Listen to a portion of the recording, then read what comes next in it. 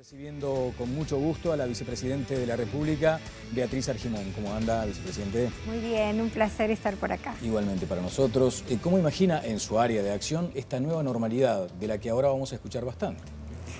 Bueno, como todos vamos a tener que adaptarnos a los nuevos tiempos y dar todo lo nuestro en términos de cumplir con todo lo que va a significar esos nuevos hábitos que vamos a tener que asumir, seguir asumiendo y la actividad que se tiene que seguir desarrollando. En el Parlamento se aplicó mucho lo de la virtualidad, por lo menos en diputados. ¿En el Senado no ha sucedido tanto? En el Senado, primero somos menos y las sesiones las hacemos en la Asamblea General, entonces podemos distanciarnos en forma importante los unos de los otros. Y en principio hemos tratado de mantener el tema de estar presentes tanto en comisiones como los plenarios, vuelvo a decir, cumpliendo con todas las medidas sanitarias que corresponden, porque el equipo médico del Poder Legislativo permanentemente, desde el protocolo inicial hasta distintas sugerencias, nos está asesorando permanentemente. Bien, vamos a hablar de algunos temas que tienen que ver con eso presencial para el abordaje de asuntos centrales. Igual, proyecto, sí, a ver. El otro día yo pensaba, porque en el Senado habemos generaciones bien distintas. Y el tema de enfrentar una reunión virtual, cuando en realidad es de la esencia parlamentaria lo presencial, implica también que todos hemos tenido que asumir que de pronto en algún momento tenemos que tener acceso a tecnología, a un sistema semipresencial. Y bueno, y hubo parlamentarios que tuvieron que ir asumiendo ese desafío en consulta con técnicos. Usted tiene muchos parlamentarios, muchos senadores ahora de licencia por la edad. Sí, porque frente a lo que implica el riesgo, están actuando sus suplentes. Sí, un número importante, 7, 8 senadores están de licencia. Muchos conocidos, ¿no? Conocidos además por el calor que le ponen al debate. Me imagino que en la virtualidad, en esto de Zoom, que parece ser la aplicación más empleada, no queda mucho margen para la discusión, probablemente. Sí, por ahora no hemos utilizado. No lo han utilizado. Bueno, esto del confinamiento o de la cuarentena y algunas vicisitudes que se han vivido en estas horas, la salida de la gente, también tiene una directa vinculación con un asunto que para usted es muy sensible, y es que ha aumentado el número de denuncias por problemas de maltrato o de violencia intrafamiliar. Hace algunos días escuchábamos aquí a Mónica Botero señalando eso precisamente, ¿no? ¿Cómo se resuelve también ese equilibrio tan delicado? Porque además es maltrato a la mujer, a los niños y a los abuelos. Yo tengo la suerte de tener un presidente con quien todas las semanas nos reunimos y parte de nuestro diálogo tiene que ver con estos temas. Tiene que ver con eso que no es tan visible, pero que las experiencias internacionales y por lo que vamos viendo, obviamente nosotros veníamos con indicadores de violencia hacia la mujer altos, ustedes recuerdan, y por eso cuando empieza todo este tema, uno de los aspectos fue avisorar el tema de lo que significaba. Imagínate que no es tanto la denuncia al 911, porque las denuncias se hacen al 911, sino que aumenta, porque ¿qué pasa? Estás adentro del hogar conviviendo con el agresor. Claro. Entonces, se te estrecha el margen de acción. Es muy difícil efectivizar la denuncia y lo que sí aumenta, que es lo que decía Mónica Botero el otro día y nos mantiene permanentemente informadas, es el número de consultas, de afinidades que ven la situación. Por eso se recomienda que uno pregunte exactamente con sentimiento, ¿no? ¿Cómo estás? Y aprovecho agradecerte la participación en la campaña con varios comunicadores y comunicadoras, porque siempre los referentes públicos hacen mucho bien en enviar el mensaje. Claro, y además eso de la cercanía, ¿no? Y hay un teléfono también en estas circunstancias que está operativo y que está muy demandado. Es el 0800 1920 1920. ¿Qué recibe ese teléfono? Hablábamos también de esos límites que a veces uno siente que está a punto de pasar, de esas ansiedades, de esas angustias que en estas instancias se hacen presente en mayor nivel en lo que implica la soledad, las angustias que implican cambiar todos nuestros hábitos, el afecto, claro, la ausencia de ver a los nietos, a los hijos, y todo eso a lo que nos estamos enfrentando puede llevarnos a situaciones límites. Y precisamente una de las charlas con el presidente tuvo que ver con esa inquietud. E inmediatamente el presidente hizo un decreto adecuando ya una línea que venía trabajando con otras características en ACE y con un número de voluntarios que precisamente habían estado en contacto con Lorena Ponce León, como que se fue articulando todo y a raíz de un proyecto que el presidente vio y aprobó se elaboró ese decreto y hoy estuvimos repasando hoy cómo viene el promedio y hay alrededor de 200 llamadas y consultas por día. ¿Y allí qué hacen ustedes?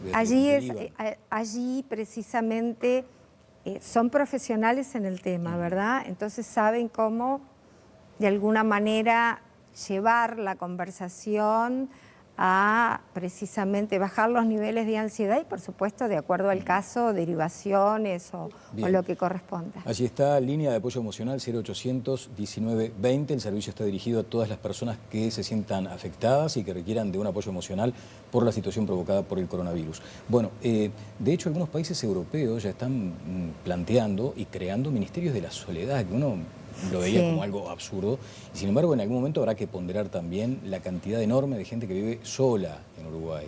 Y eso, te cuento que el próximo viernes, hoy hablamos con el presidente del INAU, el doctor Pablo Abdala, y vamos a asistir a la presentación del informe del CIPIAP. El CIPIAP es un servicio que tiene el INAU muy profesional, muy importante, que hace todo un estudio a nivel nacional de las llamadas al 0800 50 50, que es la línea azul contra el maltrato infantil, y nos parece muy importante poder tener todo este panorama de consultas, de denuncias, precisamente en este contexto para evaluar futuras acciones. Bien. Bueno, vamos a otros temas, muchos de los cuales están ahora en la opinión pública. Se vio sorprendida por Cabildo Abierto. ¿Es impredecible Cabildo Abierto? Bueno, es un partido nuevo y por lo tanto todavía, porque cada partido político tiene sus características, su dinámica, su perfil. En realidad el resto de los partidos políticos nos conocemos, nuestras estructuras, nuestras formas de dar los debates, aún los internos. ¿Los códigos puede hablarse? Los códigos políticos, sí, sin lugar a dudas. Y Cabildo porque usted se sorprendió con la actitud de Manini el otro día. Por eso le pregunto, ¿hay códigos ahí que se están vulnerando? Creo que lo que está pasando es, están conociendo lo que es una actividad que sí tiene códigos y que tiene reglamentos y que tiene precisamente normas que se han dado históricamente a efectos de, con el respeto que corresponde en un ámbito parlamentario, plantear diversas cosas. ¿Se acuerda que la vez anterior cuando estuvo acá, no en este estudio, en el otro, en Todas las Voces, mencionaba aquella necesidad de una mesa que articulara políticamente a la coalición gobernante? ¿Se concretó eso? Sí, nosotros, pese a que la actividad parlamentaria, como el resto de las actividades, se vio conmovida por esta situación, hay un diálogo permanente con los coordinadores de los partidos de la coalición y también con la oposición. Bien, pero allí quiero detenerme en ese aspecto. porque aquí estamos hablando de códigos, estamos hablando de cuestiones reglamentarias hasta, y de estilo, de forma también. Lo de Manini Ríos el otro día con su discurso a usted la sorprendió, por eso le preguntaba si eso no era también materia de análisis en esa mesa. Sí, es más, hoy hubo un planteo, nosotros coordinamos todos los partidos también lo que son las instancias de las sesiones. Nosotros esta semana vamos a tener una sesión extraordinaria y en oportunidad de la reunión de hoy manejamos precisamente esos aspectos. Lo que tradicionalmente son temas que tienen que ver con nuestra media hora previa, que tienen determinadas características, y cuando uno va a hacer planteos legítimos, debe considerar que también cuando son temas donde va a haber fundamentaciones, opiniones y juicios de valor, es importante que sea en el ámbito de la sesión, ¿no? Que el parlamentario pida la oportunidad de hablar, porque en esa modalidad el resto de los legisladores, los que coinciden y los que no coinciden con el planteo, tienen margen para debatir, dialogar. ¿no? Igual hay algo que me parece importante porque destacar. Porque lo que hubo fue explícitamente una crítica de un legislador hacia otro poder del Estado. Hacia el final, porque venía siendo un relato, hacia el final hubo una evaluación. Después, a su vez, al otro día, en la media hora previa, también una legisladora del Frente Amplio quiso contestar a esa presentación y también hubo un vilo de no corresponderse a esos códigos de relacionamiento. Pero quiero decir algo curioso que habla de cómo todos enfrentamos ese respeto a los códigos, pese a tener diferencias y haberlo planteado hoy, por ejemplo, en el ámbito que correspondía. Y es que tanto en el caso de Manini Ríos como en el caso de la legisladora del Frente Amplio, todos los legisladores, cuando uno termina la exposición, pide que se eleven las palabras a distintos lugares, ¿verdad? Según corresponda, ¿eh? En este caso al Poder Judicial, las fiscalías. Igualmente todo el Parlamento votó lo que Manini Ríos pidió y lo que la legisladora pidió. Es decir, el Parlamento frente a un caso igual reaccionó institucionalmente. Bueno, lo cierto es que ahora se conoce el interés del propio ex comandante del Ejército, Guido Manini Ríos, de que rápidamente se procese su pedido de desafuero. Está planteado en esos términos. El desafuero, hay que recordar, un fiscal pide un procesamiento por omitir denuncias de un hecho de apariencia delictiva en relación al caso Gavazo. Bueno, lo cierto es que Manini pide que el Senado discuta el desafuero lo antes posible, para lo cual, y allí viene la pregunta, se necesita una mayoría especial. ¿Cuál será el comportamiento del oficialismo? Bueno, algunos aspectos que me gustaría aclarar.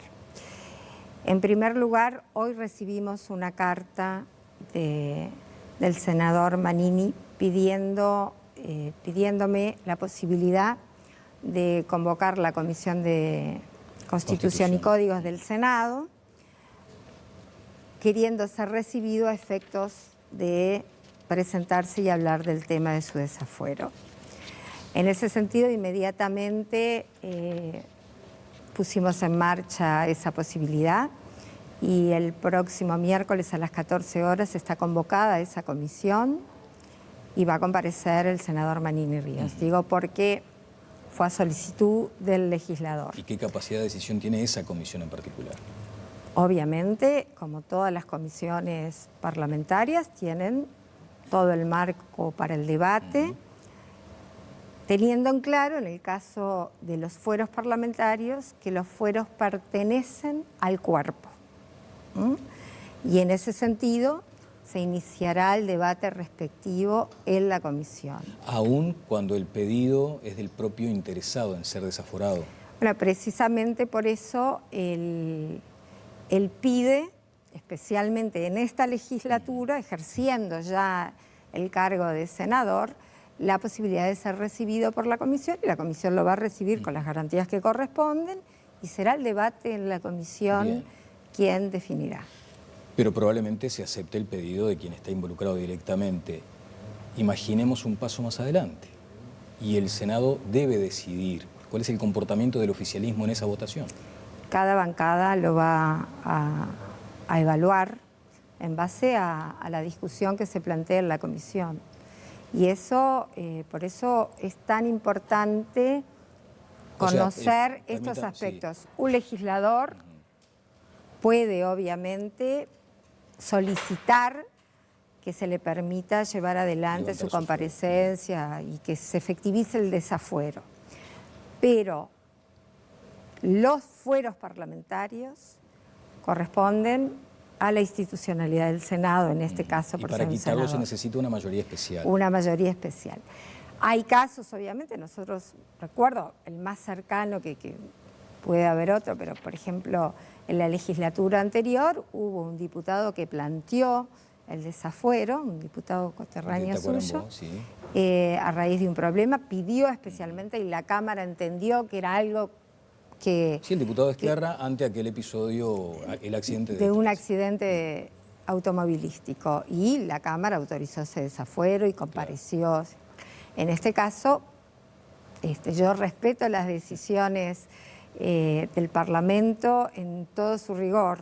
Se va a dar la instancia el próximo miércoles y después se verá. Bien, la conozco hace mucho, usted es muy respetuosa de las formas, ahora quiero también apelar a su condición de actual senadora, ex legisladora que tuvo que entender en estos temas. ¿Usted qué votaría?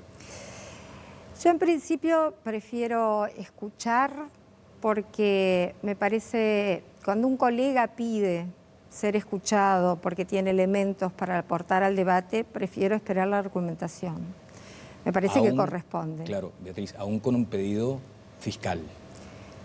Sí, porque tengo claro el tema de los fueros. Entonces, prefiero siempre esperar. Y en ese sentido, creo que además por una cuestión también de democracia interna del Parlamento, cuando un senador o un legislador pide ser recibido en una comisión, corresponde primero escucharlo. Bien, el jueves ingresa finalmente por el Senado el tratamiento del proyecto de ley de urgente consideración. Sí. Y allí también se ha generado una controversia fuerte, potente. La oposición entiende que no es el momento, que hay que concentrar toda la atención en la crisis, en la emergencia sanitaria y que esto distrae, o que por lo pronto la modalidad que se va a emplear, y bueno, en fin, no permite un debate a la altura. Bueno, algunas apreciaciones, si me permites.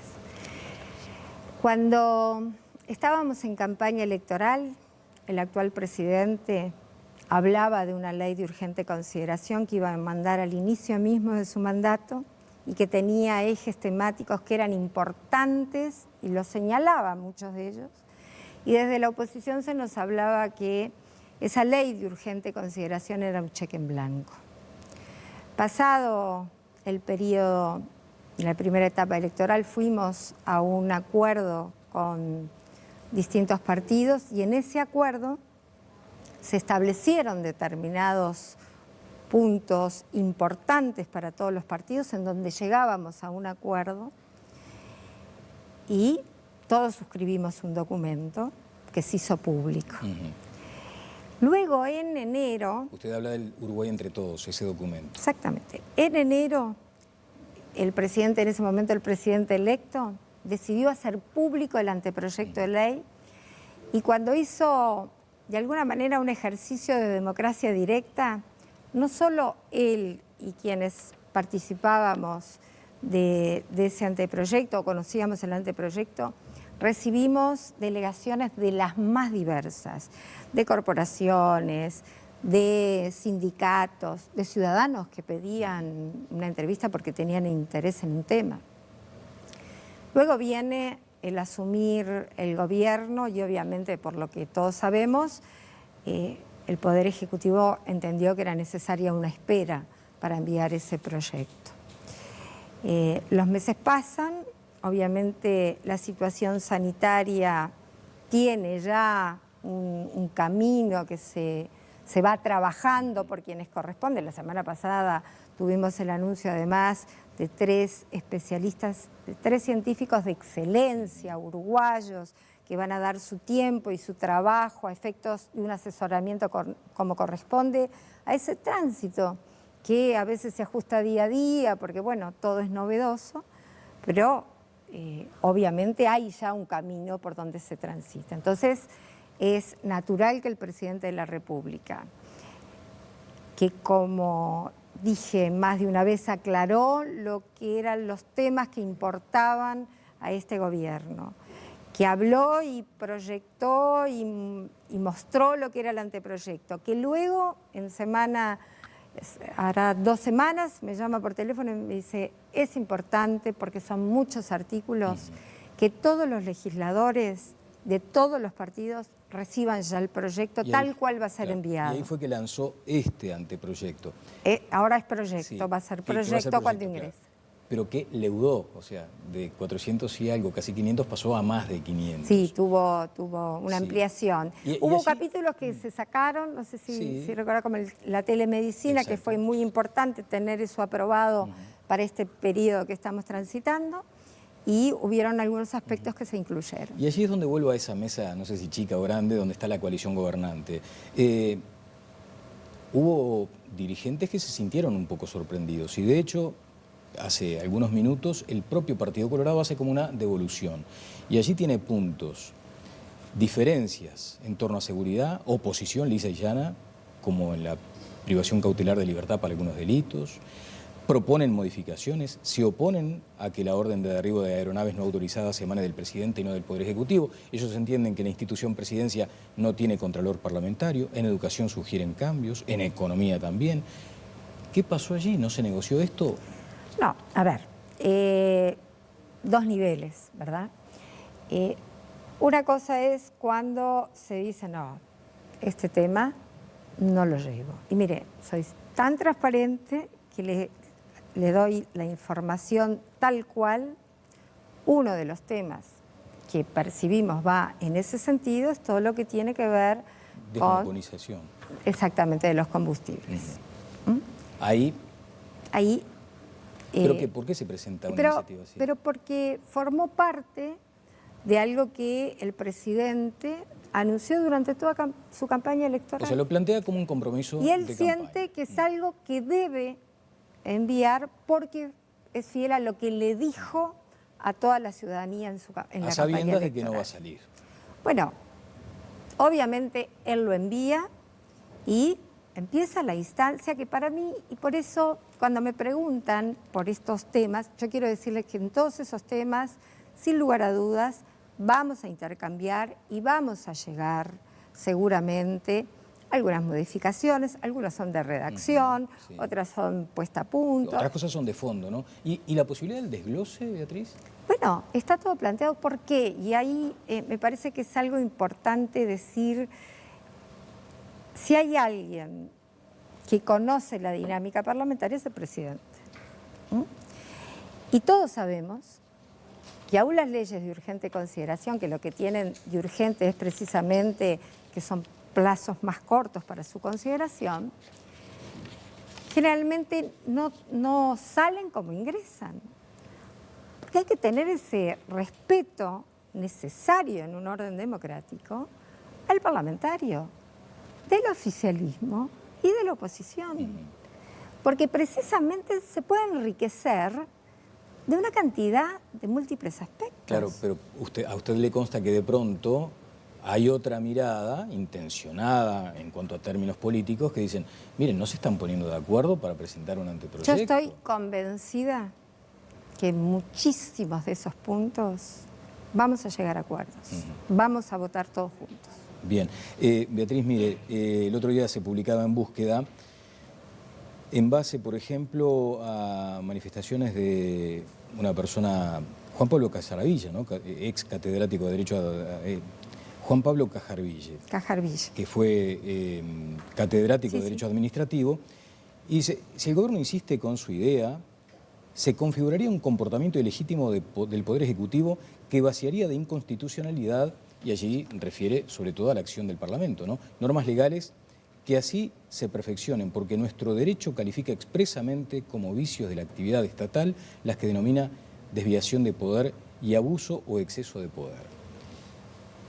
O sea, ¿qué está señalando en términos generales es que mucho de lo que puede aprobarse puede caer en la inconstitucionalidad. Yo no comparto que mucho de lo que trae el proyecto, por supuesto, soy muy respetuosa de quien piensa diferente, pero he participado en instancias de conocimiento y de debate del anteproyecto y del actual proyecto y lo seguiré haciendo, y no comparto con que haya muchos aspectos que linden con lo inconstitucional.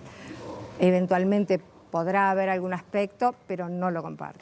Bueno, y después, en el mismo artículo se señala, la dirigencia Frente Amplista estudia también qué hacer si el articulado avanza y se aprueba. Una alternativa es presentar un recurso de inconstitucionalidad, un poco esto que veníamos mencionando, en línea con los argumentos planteados por Cajarville. Quienes promueven esta idea sostienen que el gobierno puede colocar este tipo de norma para tratar un tema específico, no como en este caso donde son múltiples, allí la multiplicidad de asuntos. Otro de los escenarios que no se descarta es recorrer el camino de la recolección de firmas para derogar la ley o algunos artículos en específico mediante un referéndum. Y yo le pregunto, ¿al gobierno no le inquieta la eventualidad de que con estos recursos también se dilate mucho más la necesidad de ese kit de herramientas? Yo le decía que estoy convencida que la mayoría de los artículos en lo que refiere a quienes formamos parte de la coalición y que avanzamos en un acuerdo, vamos a votar porque está en nuestro acuerdo. Habrá ajustes, habrá modificaciones para una mejor redacción o que acompañe más lo que los socios de la coalición entienden que se acerca más al acuerdo, pero sin lugar a dudas nosotros entendemos que es una ley totalmente legítima, que como toda ley de urgente consideración puede tener multiplicidad de temas. De hecho hay muchas leyes de urgente consideración y hay una cantidad de aspectos que fueron... De esta envergadura no registra antecedentes. No, con este es verdad, de temas es una ley tan muy diversos. amplia, pero es una ley largamente anunciada, con ejes temáticos largamente conocidos y que son prioridad, la gran mayoría de ellos, para llevar adelante el plan que el Poder Ejecutivo y los socios de la coalición decidieron y que la ciudadanía acompañó. Bien, con la honestidad, ya no nos queda tiempo, con la honestidad que la caracteriza de tantos años, ¿no teme que haya ahí como una señal hacia afuera de cierta debilidad de la coalición si no logran ponerse de acuerdo? Porque esto va a ir a un debate y va a ser duro, ¿eh? Estoy hablando de los socios de la coalición gobernante. ¿No teme que se debilite, que se deshilache? Para nada. Tengo contacto permanente con los miembros de esta coalición de gobierno. Es notorio, y está bien que así sea, que haya aspectos que dentro de la coalición evaluemos nuevamente, pero estoy seguro que vamos a llegar a ese acuerdo en la comisión y después en el plenario. Bien, vicepresidente Beatriz Argimón, muchas gracias. ¿Se anima a contarme brevísimamente la historia de su... Ahora veo que hay que decir mascarilla. Mascarilla, no sí, tapaboca. sí. Porque la mascarilla que no me implica... la puse ahora porque estamos a distancia, pero vine con esta mascarilla que bajó de la cuerda porque después que la uso va a lavar. Sí, una señora en Facebook que vive en el cerro empezó a hacer estas mascarillas y la contadora Vera, la prosecretaria de la Cámara, me las mostró y me pareció bárbaro comprárselas. Y bueno, y resulta que medio parlamento compra las mascarillas, así que bueno, por suerte no solo nos gustan, sino que pudimos contribuir a que, como suele pasar, las mujeres solemos siempre mostrar nuestras habilidades en los momentos de crisis. Y aprovecho para decir, usted que le interesan todos estos temas, que otro de los temas que estamos considerando, y por eso algunas reuniones que estoy teniendo, es lo que aumenta la carga en el tema de los cuidados estos tiempos de cuarentenas, muy especialmente a las mujeres, en un país donde hay un alto número de mujeres jefas de familia.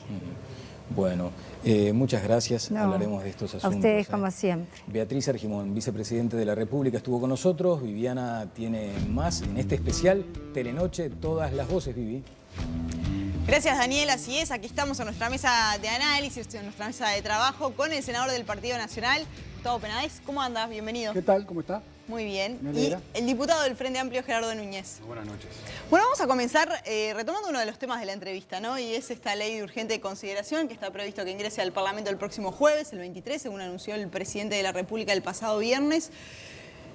¿Cómo creen que va a ser este ingreso? Penades, tengo entendido que usted, por ejemplo, está coordinando, o por lo menos armando un cronograma con las decenas y decenas de organizaciones sociales que el Parlamento debe recibir ante esta ley. Sí, se va a trabajar con la mayor normalidad que se pueda. Hoy estuvimos reunidos con la vicepresidenta de la República, analizando medidas de carácter sanitaria de preservación. El trabajo va a ser el tradicional, la comisión va a funcionar en los días previstos por la Constitución, va a recibir a los ministros, va a recibir a quienes soliciten ser recibidos y se va a trabajar lo mejor que se pueda ante esta nueva normalidad. Y en ese sentido hemos respetado la solicitud de todos los partidos políticos, del oficialismo y del Frente Amplio como oposición, de que las reuniones fueran presenciales. Y en ese sentido vamos a hacerlo de esa manera para garantizar un trabajo lo más normal que se pueda. El Frente Amplio respondió rápido cuando se conoció este envío primero a los distintos partidos políticos del texto. Claramente no les parecía el momento. Ahora que han pasado los días, ¿cuál es la evaluación? Y nosotros seguimos pensando básicamente lo mismo, ¿no? Creemos que no están dadas las condiciones desde el punto de vista sanitario en el Uruguay para avanzar en un tratamiento de estas dimensiones. Estamos hablando de una ley que tiene más de 500 artículos, pero además nosotros pensamos que se desenfoca las verdaderas urgencias que tiene el Uruguay hoy para tratar. A nosotros nos gustaría tratar las temáticas vinculadas a la pérdida de los puestos de trabajo, a la situación de los trabajadores informales, la situación vinculada a la vivienda, la situación vinculada a la atención en materia de salud justamente en el medio de una pandemia. Y vemos que los contenidos generales de la ley de urgente consideración, no son las urgencias que hoy reclama el país. O sea, hoy hablar de la desmonopolización, de el petróleo en materia de importación para ANCAP no parece ser uno de los temas urgentes que amerite una discusión parlamentaria. Discutir sobre la reforma educativa, como es lo que está incorporado entre la ley de urgente consideración, tampoco. Discutir sobre la inclusión financiera, discutir sobre la seguridad social y reformas, en este contexto, en esta situación, no parece ser justamente el escenario más, el escenario más favorable para dar estas discusiones. Y tampoco responde a las urgencias, como decía. Hay quienes dicen que, creo que fue Guillermo Menín Ríos que decía, tampoco podemos paralizar un poder del Estado, ¿no? Hay que seguir y buscarle la vuelta para tener las condiciones para que claramente esto que va a ser el buque insignia de este gobierno, por lo menos sus grandes planes están allí, que se discuta y que se apruebe de una vez. Sí, es que de hecho el Parlamento no está paralizado, o sea, hemos discutido, hemos intercambiado sobre distintos proyectos de ley que han sido iniciativa del Poder Ejecutivo, pero también el Frente Amplio ha instalado un conjunto de proyectos de ley justamente para que el Parlamento debata sobre las urgencias. Por ejemplo, de la renta básica transitoria de emergencia, ¿no? Que ha impulsado el PIT-CNT, que ha impulsado la Universidad de la República, que ahora impulsa el Frente Amplio, que es para tratar, la situación de 320.000, 350.000 hogares. Es un gasto de unos 120 millones de dólares por mes, no nos parece que es algo descabellado. Hemos propuesto medidas para, suspender los lanzamientos para aquellos inquilinos que se van atrasando, con el pago de los alquileres fruto de esta situación sanitaria y económica. Hemos propuesto medidas para, suspender los despidos y, por otro lado, flexibilizar los seguros de paro. Es una de las situaciones que hoy estamos teniendo de enorme dificultad. Entonces, estamos trabajando a nivel parlamentario, estamos generando iniciativas, estamos generando alternativas que nos parece a nosotros del Frente Amplio es la mejor manera de contribuir a una salida a esta situación sanitaria y económica. Todas las medidas que el gobierno viene adoptando en materia social cuentan con el apoyo del Frente Amplio, por suerte. Las medidas a las que hace referencia el diputado Núñez, muchas de ellas vinculadas a las medidas que se han adoptado en materia de políticas sociales, son medidas que tienden hacia la atención de los sectores más desfavorecidos, en una situación de un contexto muy delicado en el que recibimos el país. Porque es increíble que después de 30 días de haber hecho un cambio de gobierno, en 30 días 400.000 personas nos diéramos cuenta que estaban en la informalidad. Que fuera 30 días después de que el Frente Amplio dejó el gobierno con supuestamente una situación favorable, aparecieron por todos lados necesidades de comedores, de merenderos, de canastas solidarias, en menos de 30 días. O sea que la situación en la que nosotros recibimos la realidad del país era una situación mucho más complicada de lo que en un principio se pensaba que iba a ser así. Y además de eso, una situación fiscal muy delicada, con 5 puntos del Producto Bruto Interno de déficit, bien digo, y esa realidad es con la que hemos tenido que campear. Ahora, el gobierno ha adoptado medidas de políticas sociales, ha adoptado medidas en políticas laborales, ha logrado flexibilizar el seguro de desempleo. En menos de 30 días, más de 80.000 personas pasaron al seguro de desempleo. Entonces, esas cosas están siendo atendidas y han sido atendidas con muchísima eficiencia, a pesar de la precariedad económica con la que recibimos el gobierno. Y además de eso, entendemos que la vida parlamentaria del país debe de continuar, con todos los cuidados en materia sanitaria que se van a adoptar, pero la ley de urgente consideración, como usted bien decía, es una especie de la columna vertebral de lo que pensamos debe ser el gobierno que encabeza el Partido Nacional y el presidente Lacalle Pou. Y en ese sentido estamos trabajando. Ahora, que se trabaje en la ley de urgente consideración no quiere decir que lo demás no se atienda. Por supuesto que lo demás se está atendiendo. Hoy, y entrando en el texto de la ley de urgente consideración, que es muy vasto, más de 500 artículos, cada vez crece un poquito más. Hoy el histórico dirigente de la bebida, Richard Reed, escribió en su cuenta de Twitter sobre un punto que me parece muy polémico y es las relaciones laborales, ¿no? Decía Richard Reed hoy que el artículo 398 reglamenta la huelga en beneficio de los no huelguistas y que ni la dictadura se había atrevido a tanto. Además, señala el artículo 493, 494 y 495 y dice: legitiman la represión a los huelguistas que se paren enfrente de la empresa en conflicto. Núñez, ¿leyó estos artículos? Sí, leí los artículos y bueno, vuelvo a lo que decía al principio. O sea, no parece ser la urgencia en materia de relaciones laborales, en materia de trabajo, en materia de vínculo empresarios y trabajadores. Creo que justamente la salida podría ser el camino que transitaron determinados sindicatos, como por ejemplo fue el ZUNCA con la Cámara de la Construcción, que llegaron a un acuerdo para una licencia especial. Luego el gobierno decidió retomar las actividades y, bueno, obviamente los trabajadores y las trabajadoras acudieron a sus respectivos puestos de trabajo, pero me parece que el camino tiene que ser el de diálogo y no el de la imposición. A mí me gustaría también señalar algunas cosas que planteaba el senador Penades. A ver, el Frente Amplio dejó fortalezas.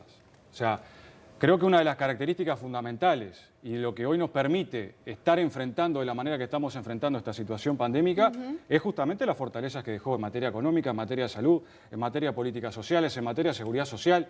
O sea, tuvimos desde marzo. Había gente que también estaba en esa línea delgada de, bueno, ante una posible complicación como esta y en muy poco tiempo podían caer, su situación era tan frágil que podían caer rápidamente en depender de una olla popular, por porque ejemplo. Dependen del movimiento económico general. Hay muchas personas que viven de la diaria, que viven vendiendo en una feria, que viven vendiendo puerta a puerta, en el ómnibus. Obviamente que cuando se, digamos, contrae la economía se ve afectada a esas personas, pero los 400.000 informales no es un dato que descubrió el gobierno actual. O sea, es una cifra que se viene dando hace mucho tiempo. Es una cifra que obviamente la asumimos autocríticamente, que implica el 25% del total de los trabajadores y trabajadoras, pero en el 2004 ese porcentaje era el 40%. En 15 años de gobierno del Frente Amplio resulta que, y de una bonanza económica como nunca se conoció en la historia del país, dejan 400.000 personas en la informalidad. O sea, realmente deberíamos de reconocer que fue un gran fracaso las políticas laborales y de inserción laboral, porque con 400.000 personas, más la precariedad laboral, más los salarios que a muchas de las personas que estando en la formalidad igual cobran, podemos reconocer que lamentablemente la situación que se dejó y en el medio de esta pandemia fue gravísima. Entonces, en ese sentido, lo que nosotros decimos está vinculado con, señores, estamos haciendo un gran esfuerzo para en una situación que nos explota inesperadamente, salir de la mejor manera, no dejando a nadie en el camino y atendiendo fundamentalmente a los sectores más vulnerables. Y eso es lo que está haciendo el gobierno de la coalición encabezada por el Partido Nacional. Ahora, ¿se puede encarar todo de un arranque? Y no, se está priorizando, y así ha sido definido por parte del gobierno, a los sectores más vulnerables, a los que más están padeciendo esta crisis. Pero sí es momento ahora de también poner sobre la mesa la ley de urgente consideración. Por supuesto que sí, y además no solamente eso, la ley de urgente consideración trae medidas que son, entendemos que muy importantes. Usted hacía referencia recién a las relaciones laborales. De la misma medida que está garantizado en la Constitución, y este gobierno creo que ha demostrado ser lo suficientemente dialoguista y va a seguirlo siendo en el futuro, aquí nadie está pensando en enfrentamiento de ningún tipo. Aquí lo que estamos pensando es en volver a poner la relación laboral y la participación del Estado en un péndulo en el medio. ni a favor de los empresarios ni a favor de los trabajadores. Y en todo caso, en la duda, a favor de los trabajadores como establece el derecho. Lo que dice Reed es que se legitima la represión a los huelguistas que, por ejemplo, se paren frente a una empresa. A mí Ya me no parece estamos que eso hablando no de es la así, ocupación. eso no es así, porque se garantiza el derecho a la huelga. También se garantiza el derecho al trabajo, que el que quiera trabajar lo puede hacer.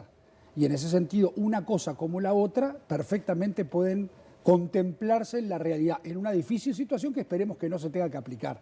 Ahora, los extremos son malos para cualquiera de los dos lados. Núñez. Mirá, vuelvo a decir, en el 2004 había 40% de trabajadores informales, 900.000 puestos cotizantes. Pasamos al 2018 a tener 1,5 millones prácticamente de puestos cotizantes registrados en el Banco de Previsión Social. Y esa es una de las, justamente, las fortalezas que permite que hoy haya 165.000 trabajadores y trabajadoras que hayan podido acceder al seguro de paro. Entonces, es parte de las fortalezas que ha dejado el Frente Amplio. Es parte de la fortaleza que dejó el Frente Amplio, que es cierto, hay un 5% de déficit fiscal, pero que en relación a la deuda es básicamente amortizable, no representa una problemática. En un escenario, además, donde todos los países del mundo, pero fundamentalmente las economías más dinámicas, como fue el caso de China, como es el caso de Estados Unidos, hoy está multiplicando el déficit. Estados Unidos está hablando que va a llegar a un déficit del 15 y del 16%, ¿sí? Fruto de esta situación pandémica, estaba en el 5%. China estaba en torno al 6% del déficit fiscal, hoy está llegando al 12%. Bueno, claro, esta situación no estaba en la Claro, pero lo que perspectiva quiero de decir es nadie. que si vos comparas los porcentajes que dejó el Frente Amplio en Uruguay, que es el 5%, o sea, Estados Unidos más del 5% tenía antes de la pandemia, China más del 6% antes de la pandemia, no son cifras que Comparar en la el mundo economía de internacional, Estados Unidos, que en la el mundo compañía de China internacional con la tengan que economía romper los uruguaya. ojos. Entonces lo que estoy diciendo es, Uruguay tiene fortalezas, debería reconocerlas el gobierno actual, porque gracias a esas fortalezas hoy hay un montón de niños. Hoy leía justamente que se mandaron 600.000 ejercicios de matemática vía plataforma Plan Ceibal. Por ejemplo, son niños y niñas que hoy están estudiando, pudiendo cursar a pesar de esta situación. Ponía el ejemplo también del Banco de Previsión Social. Puedo poner el ejemplo del Sistema Nacional Integrado de Salud. Puedo poner el ejemplo de la Universidad de la República, de cómo esa universidad, tantos años atacada, ¿sí? Que se intentó por distintas Bueno, me vías. parece que tenemos que controlar el tiempo para que sea con esto ahí termino, Ahí vamos, y con esto vamos, termino. vamos arriba. Los investigadores del Pasteur han generado condiciones para hoy, por ejemplo, tener test propios en nuestro país. Entonces, el avance de la ciencia no cayó del cielo. Hubo una política pública de largo aliento. Obviamente, el Frente Amplio tuvo mucho que ver con eso. En la Eso medida tuvo en la que ver. cual muchas cosas que se han logrado son indiscutibles y no tenemos problema de reconocerlas. Ahora, lo que también es cierto, que después de 15 años en el que el Producto Bruto Interno creció sistemáticamente, terminar en esta situación, lo que demuestra es un gran fracaso. La ejecución de las políticas públicas que se llevaron adelante no dieron el resultado con relación a los montos de dinero invertido. Esa es la realidad, esa es lo desperdiciado de todos estos años. Que es que realmente hay una situación que lo que demuestra fue una vulnerabilidad que al principio de una situación excepcional se despatarrara absolutamente todo, se despatarrara el trabajo, se despatarrara la marginalidad, se despatarrara las personas que estaban por fuera del sistema laboral. El diputado Núñez habla del Banco de Previsión Social, estamos hablando de un sistema que está a punto Sí, de colapsar. Sí. Y está a punto de colapsar, entre otras cosas, por medidas adoptadas durante los gobiernos del Frente Amplio. Y por eso ese tema está vinculado a la ley de urgente consideración. También es cierto que estamos en una situación que era imposible de prever y que, por ejemplo, los envíos al seguro de paro, se saben que la mayoría no se van a revertir con esto. Por Claro, supuesto. también se dice, bueno, de la cantidad de gente que está en el seguro de desempleo, seguramente no todos vuelvan a sus trabajos. No, pero a ver, que hay una... Pero lo que digo es que es extremadamente excepcional. Por supuesto que sí, y como fue extremadamente excepcional, lo que pasa es que la excepcionalidad en corto plazo desnudó una realidad de una vulnerabilidad realmente muy importante. O sea, no puede ser que en 30 días en los cuales se produce la declaración del estado de emergencia sanitaria a hoy, hayan perdido el trabajo, se hayan aparecido comederos por todos lados. No puede ser. O sea, había un Uruguay latente ahí con problemas muy profundos que no pudieron ser solucionados, pero la discusión no tiene que estar vinculada al pasado. Y por eso la presentación de la ley de urgente consideración está vinculada al futuro. O sea, lo que nosotros pretendemos es, ante esta realidad, despegarnos. Atendemos los problemas sociales, atendemos los problemas educativos, utilizamos muchas plataformas que fueron producto de aciertos en las políticas de administraciones anteriores, en otras no tenemos problema en reconocerlo, y en base a eso estamos planteando a través de la ley de urgente consideración la necesidad de plantear los desafíos hacia mañana, o sea, la nueva normalidad a la que hace referencia el presidente. Y en ese sentido trabajar, y me parece que eso es el contexto en que tenemos que trabajar. ¿Pero la ley de urgente consideración va de la mano con esto de nueva normalidad? Y por supuesto que sí, porque es la tarea parlamentaria, se retoma la agenda político-gubernativa que el gobierno había establecido antes que apareciera la pandemia. Y en ese sentido, tomando todas las precauciones que se necesitan, se van a poder empezar a aplicar medidas, o sea, se va a trabajar en el ámbito legislativo con la normalidad o la relativa normalidad que se va a poder trabajar. No, a mí lo que me parece increíble es que se le achaque al Frente Amplio las consecuencias de una pandemia.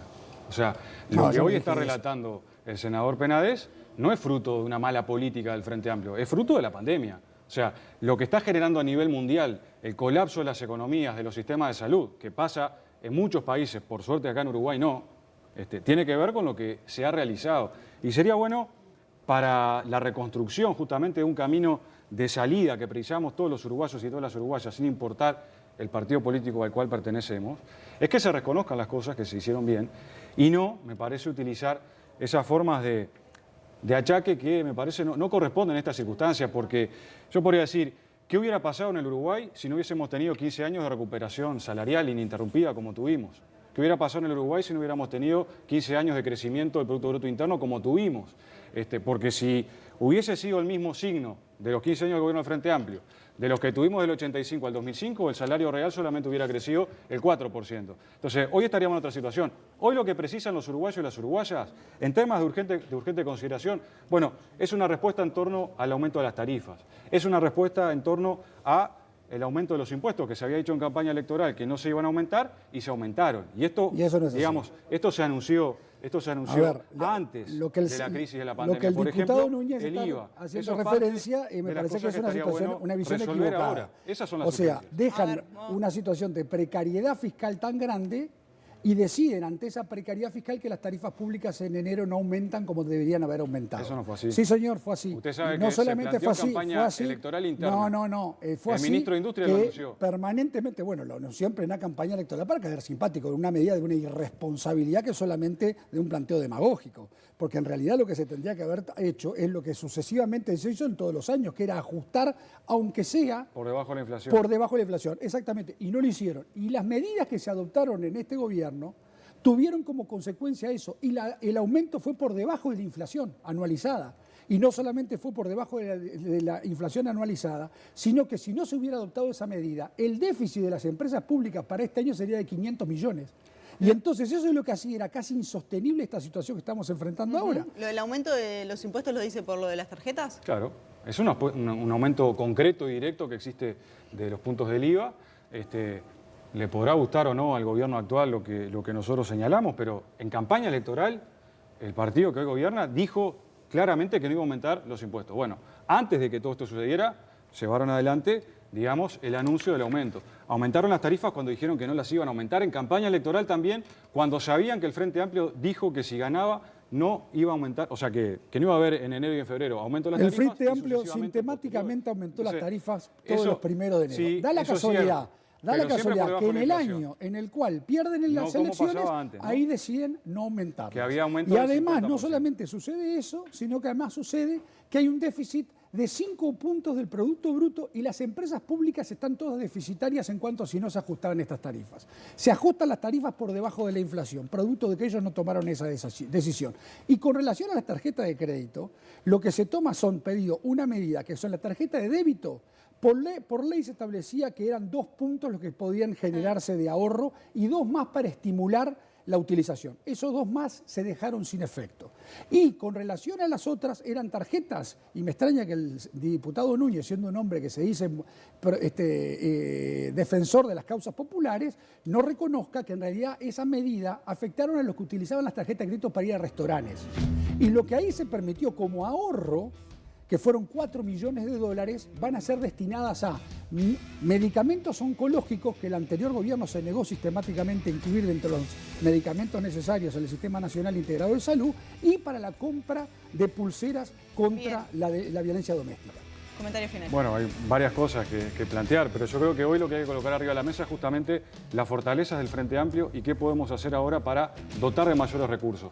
Parte de eso es una actitud que ha tenido el Frente Amplio, votando muchos de los proyectos de ley que ha enviado el Parlamento, colocando otros, y algunas de las iniciativas que nosotros pensamos hoy, bueno, es cómo grabamos a aquellos sectores que hoy tienen mayor capacidad contributiva para resolver esta situación tan dramática que atraviesa el país. Entonces, desde ese punto de vista, nosotros pensamos que hay que dar un gran debate nacional, hay que buscar el diálogo, el entendimiento, pero obviamente el Frente Amplio va a colocar también encima de la mesa su impronta, sus alternativas, sus propuestas y su lectura sobre la realidad. Diputado del Frente Amplio Gerardo Núñez, Gustavo Penades, senador del Partido Nacional, muchas gracias. Un placer. Gracias a ambos.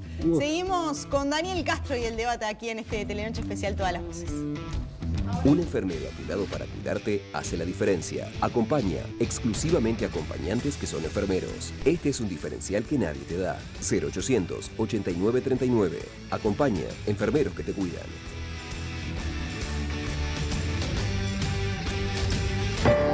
Viví el puesto. Viví Uruguay. Gastronomía, estilo y tradición en uno de los lugares más lindos de Carrasco. El Puesto, la parrilla tradicional de Montevideo. 400.000 personas en la informalidad, decía el senador Gustavo Penades, precariedad en el plano salarial y también en lo que representan las condiciones sociales. Y respondía Gerardo Núñez, dejamos el país preparado para enfrentar circunstancias de estas características. Bueno, abro el debate porque allí están José Bayardi y Conrado Hughes. Hoy cambio, si quieren, el orden y comienzo contigo, Connie. Buenas noches, ¿cómo les va? Buenas noches a José, buenas noches a Daniel, Vivi, toda la gente en el piso.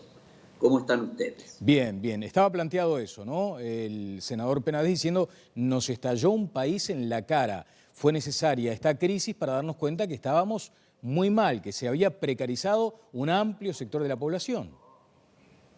A ver, yo creo que para el tema del día de hoy, eso es pura y exclusivamente un resultado de que el diputado Núñez lleva el debate a discutir de cualquier cosa para escapar del tema que importa.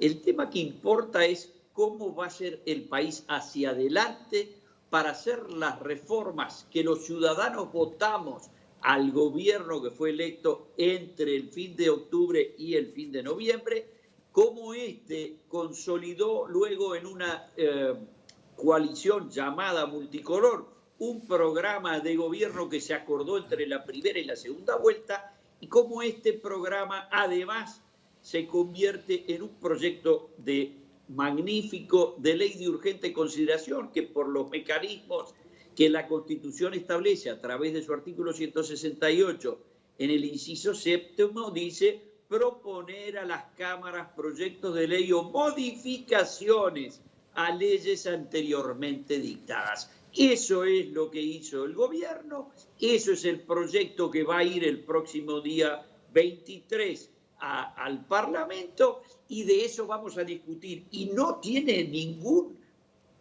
sentido decir que no amerita una discusión. ¿Cómo no? Es todos los temas importantes que tiene que enfrentar el gobierno, porque los que tienen que ver con la pandemia han sido resueltos uno por uno a través de algún instrumento legal y de la acción del Poder Ejecutivo y toda su estructura a través de las prestaciones de los ministerios de Salud Pública, Desarrollo y Seguridad. Gracias, Connie. José Bayardi.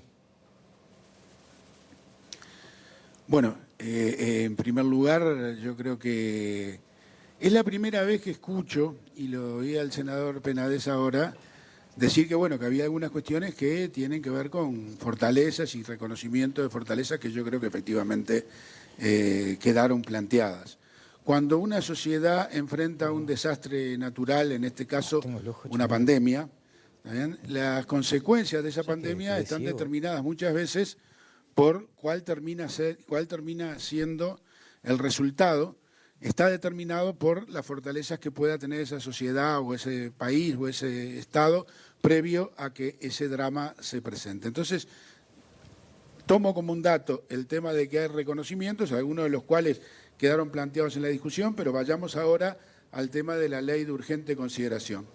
El tema de la ley de urgente consideración es, lo decía la vicepresidenta ahora, acá hubo una campaña electoral, en esa campaña electoral se planteó que se iba a ir por la vía de la ley de urgente consideración, el 22 de enero se difundió un anteproyecto, después vino la situación esta de la pandemia del coronavirus, yo creo que hay un cambio cualitativo muy importante, que Connie dice que bueno, que las medidas que se han tomado por la pandemia tiene una actitud mucho más positiva que la que yo tengo, porque yo creo que todavía estamos enfrentando un punto de la pandemia y estamos en las primeras etapas de la pandemia y creo que va a haber que tomar otro conjunto de medidas y se plantea una ley de urgente consideración en este momento que tiene 502 artículos. Yo hice un relevamiento de las leyes de urgente consideración que se han presentado desde la salida de la dictadura en adelante. Y todas las leyes, 9 leyes de urgente consideración que se presentaron, en realidad tuvieron un total de 251 artículos. O sea, la mitad, las 9 leyes de los 502 que se plantean en esta. Y en realidad hay leyes que tuvieron 4 o 5 artículos. Empieza en las leyes con muchos artículos, llamada ley ómnibus y todo, en el gobierno del doctor Jorge Valle, en el que hay en el año 2000 una ley de fomento de empleo y de la inversión que tiene 89 artículos y en el 25 de enero del 2001 una ley continúa con el fomento de empleo y la competitividad que tiene 91 artículos más. ¿Esto qué quiero decir con esto? Quiero decir que el mecanismo de la ley de urgente consideración fue un mecanismo instituido en su momento para atender cosas urgentes.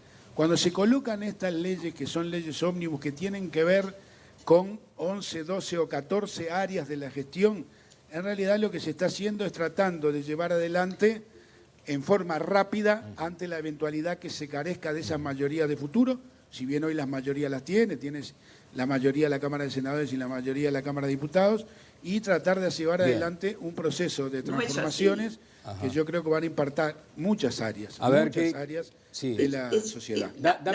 Connie, dame un apunte de un minuto, le damos un minuto más a José Bayardi, así no nos vamos de tiempo. Sí, ¿qué querías decir?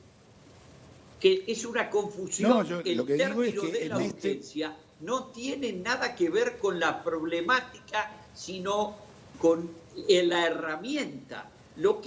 La Constitución del 67 creó este instrumento que no estaba en las constituciones anteriores para que el Parlamento se expidiera ágilmente sobre temas importantes de gobierno. Bien. Por eso las leyes de urgente consideración tuvieron temáticas muy variadas no tiene cuestión, y de ninguna manera el concepto es resuelva usted sus problemas urgentes con una ley de urgente consideración. Eso es una guayaba. Bien, no tiene connotación lo extenso. José, un minuto más, por favor. Bueno, es una lectura que hace Conrado, yo creo que de la discusión del 67, incluso hay actores que hoy integran el gobierno de Multicolor, de la coalición Multicolor, que ya hacían observaciones cuestionando, ¿está bien?, este mecanismo que pudiera ser utilizado por fuera de lo que tiene que ver con la urgencia. Y yo creo que va a haber muchas necesidades todavía de solucionar cosas urgentes en el marco de esta pandemia, como lo he venido diciendo ya cada vez que discutimos sobre la situación de la pandemia. Bien, está con nosotros Adolfo Fito Garcé. Acá hay un tema que tiene que ver con el sentido de la oportunidad y lo extenso del proyecto, Fito. Sí, mirá, hay un tema muy concreto que es la pandemia que tenemos, otro tema un poco menos concreto que es el enfrentamiento entre los dos bloques políticos de este país, que es preocupante, y un tercer tema que es de carácter institucional. Yo creo que si razonando por los tres caminos, terminás en el mismo punto, y lo digo sin dramatizar, en el punto de que este mecanismo de la ley de urgente consideración, ahora en plena pandemia, en este contexto de enfrentamiento político, y después si lo mirás en términos institucionales, por los tres caminos del razonamiento terminás en que no es el mecanismo más conveniente. Yo digo una cosa. ¿Y cuál es desde tu punto de vista el momento, ese momento? No, yo lo que digo es una cosa, y la pregunta que yo me hago es, De acá para adelante, nosotros los uruguayos vamos vamos a preferir que nuestra democracia funcione de esta manera. Es decir, vaciando las plataformas electorales de los partidos, vaciándolas en proyectos de ley de urgente consideración, de modo de acotar la discusión parlamentaria en beneficio del Poder Ejecutivo. Esa es la manera que nosotros queremos que funcione la democracia. Y no es una pregunta retórica, yo creo que es una pregunta que nos tenemos que hacer, tenemos que discutir entre todos. Quisiera escuchar a los políticos, a los dirigentes de los partidos, quiero escuchar a mis colegas, quiero escuchar a los periodistas, a los ciudadanos, a ver qué piensan. Esta es la manera que queremos que funcione la mejor democracia de América Latina, con plazos acotados para que el Parlamento se pronuncie. El instrumento, el ley de urgente consideración planteado así como está planteado, a ti no te convence. A mí no me convence, lesiona... no me convence bajo ningún concepto. Deberíamos usarlo, creo yo, lo menos posible. Me convence mucho menos en el clima de enfrentamiento político que viene teniendo este país últimamente, y muchísimo menos ahora que estamos en una emergencia nacional con el COVID-19. A mí, más allá de que sin duda es importante que se garantice, digamos, la discusión y que sea democrático el proceso, que se reciba efectivamente a todos quienes tienen algo para aportar en este punto, me gustaba poner otro tema sobre la mesa también, que está vinculado a esto que hablábamos en el debate, y es el mundo del trabajo, porque en estos días se dio el debate con la cadena de radio y televisión que se le negó al PIT-CNT por parte del Poder Ejecutivo, y el anuncio de que se van a realizar algunos actos. Y ahí tengo alguna información para aportar, porque el próximo jueves el PIT-CNT se va a estar reuniendo y está sobre la mesa la suspensión de estos actos. Esto se da después que el viernes el presidente Luis Lacalle Pou hablara con el presidente del PIT-CNT, Fernando Pereira, y le planteara su preocupación por estos actos en medio de esta crisis sanitaria. A esto se suma también, nos decían hoy algunas fuentes del PIT-CNT, que en las últimas horas recibieron llamados del Sindicato Médico del Uruguay, de otros sindicatos vinculados a la salud, de los funcionarios de salud pública, diciéndoles no parece ser lo mejor. Lo van a poner sobre la mesa el jueves y una de las ideas que está es, por ejemplo, hacer una caravana, una gran caravana en autos controlado con 1 o 2 personas. Pero me parece que está bueno también poner esto sobre la mesa, y algo que decía hoy el expresidente Julio María Sanguinetti, que decía, bueno, esto de los actos parece una respuesta a la no otorgación de la cadena nacional. Y me parece que es un tema bien polémico que vale la pena discutir también. Y de hecho podría ser casi que un contraste con lo que acabas de decir. Por un lado, la crispación que seguís advirtiendo entre los dos polos, y esta conversación de unos 10 minutos entre el presidente de la República y el presidente de la central sindical, donde acercan posiciones y por lo menos se permiten reflexionar. Es que así debe ser. Escuché con alegría a Beatriz Argimón decir que hay diálogo, obviamente, en el Parlamento, no solo con los líderes entre los líderes de la coalición, pero sino también con el Frente Amplio. A ver, el diálogo político tiene que existir siempre, y yo digo, ¿cómo no se va a molestar el Frente Amplio si con un proyecto de ley de urgente consideración como este? Es normal que el Frente Amplio se moleste, es normal que las organizaciones sociales se sientan maniatadas. Yo insisto, en la democracia, mejor democracia de América Latina, deberíamos tener otra manera de tramitar nuestras diferencias. A ver, Connie. Es increíble lo que estamos asistiendo. La reacción frentista frente a la ley de urgente consideración, que había sido más o menos retórica cuando el 20 de enero se presentó, ahora se está convirtiendo casi en virulenta por la angustia espantosa que les provoca el éxito del nuevo gobierno. El respaldo evidente, notorio, claro, y que seguramente van a recoger las encuestas de la gestión del gobierno, sus ministros, el presidente de la República, el aplomo, la seriedad y la extraordinaria capacidad de comunicación con el uruguayo de a pie, los tiene tan angustiados, pero tan angustiados, que ya no saben qué inventar, y todavía tienen la ayuda de Fito, que quiere ponernos todos amigos, pero ahora la cosa no está para eso. A ver, José. No, a mí no. A ver, a mí no me genera ninguna angustia. Le aclaro a Conrado, yo tomo las cosas como son. Hay 2 proyectos de país. Pero perdiste hay la 2 banca, proyectos no de tenés contenido banca. ideológico distinto. No, a ver, voy a terminar entrando al Senado, Connie, ya estaba jubilado y fui llamado a tener que tener responsabilidades. Si me dejan jubilado leyendo todo el día, yo soy feliz, de cuidado. Lo que quiero decir es que, en realidad, yo no viviría las tensiones desde el punto de vista político-ideológico y eso es parte de la naturalidad, de la institucionalidad que tiene este país y me parece bien.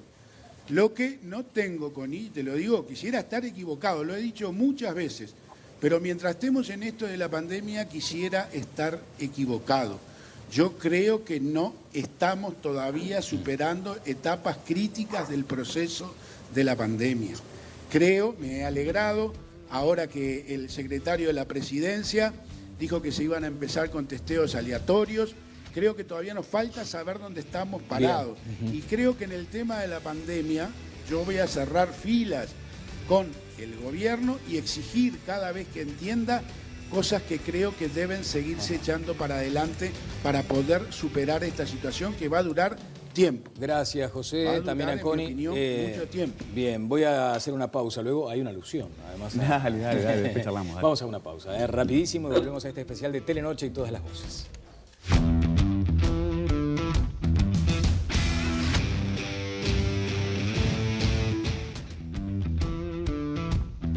Bueno, ya estamos cerrando esta edición especial de Telenoche y todas las voces. Entre tantos mensajes, una telespectadora dice: hace 5 meses que dieron a conocer los contenidos de la LUC.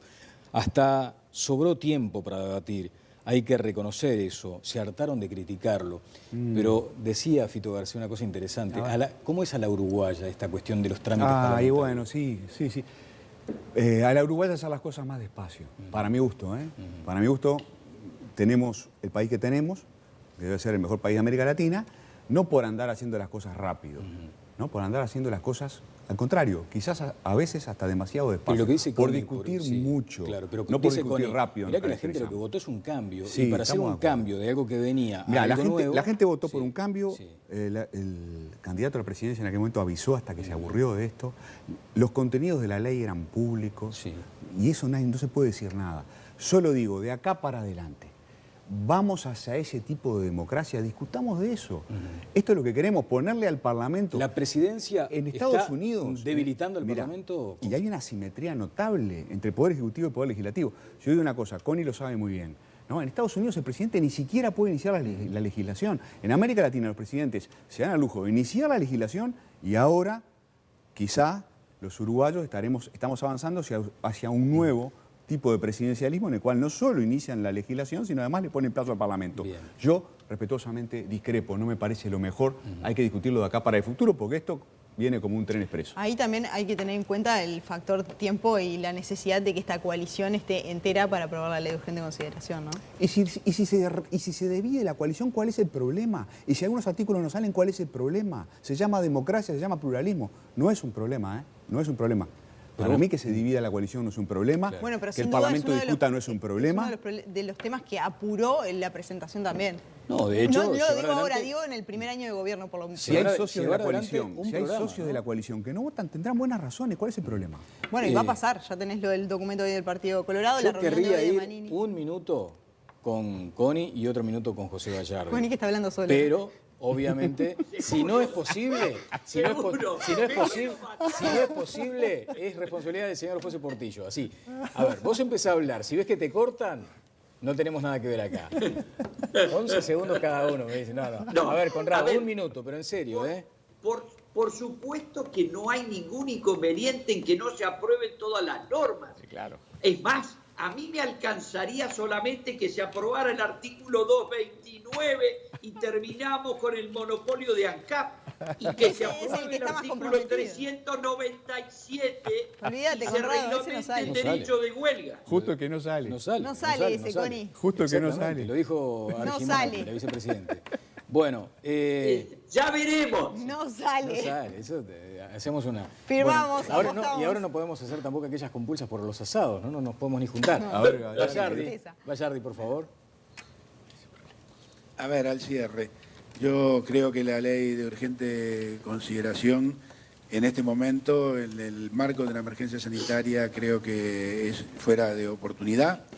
De todos modos, creo que me quiero seguir concentrando en el tema de la emergencia sanitaria, pido a todos y a todas que sigamos teniendo todas las precauciones habidas y por haber, que usemos los tapabocas, que mantengamos el aislamiento social, porque creo que tenemos un desafío por delante que todavía no hemos superado. Bien. Así que me quiero centrar en esto, en una convocatoria a todos a tener la responsabilidad individual y responsabilidad social que creo que tenemos que tener. Bueno, me parece muy bien porque además va en línea con lo que pide el propio gobierno, ¿no? Así que celebramos también ese punto de coincidencia en el que nos va la vida de alguna forma. Fito, ¿algún apunte más en el cierre? No. Mandarle saludos a Pepe Vallardi, al Coni. Coni, yo no quiero que seamos todos amigos, me encantaría, porque la verdad que me encanta ser amigo de la gente. Pero, Coni, lo mejor que tiene la democracia es la diferencia. Ahora, hay maneras y maneras de tramitar la diferencia. Pero por supuesto, si yo no estoy en desacuerdo con eso. Bueno, muy bien, Vivi. Nos vamos, ¿eh? Muchas gracias, nos vamos. Hasta el próximo lunes. Lunes, ahora sí. Bueno, Hasta el próximo lunes. Chao.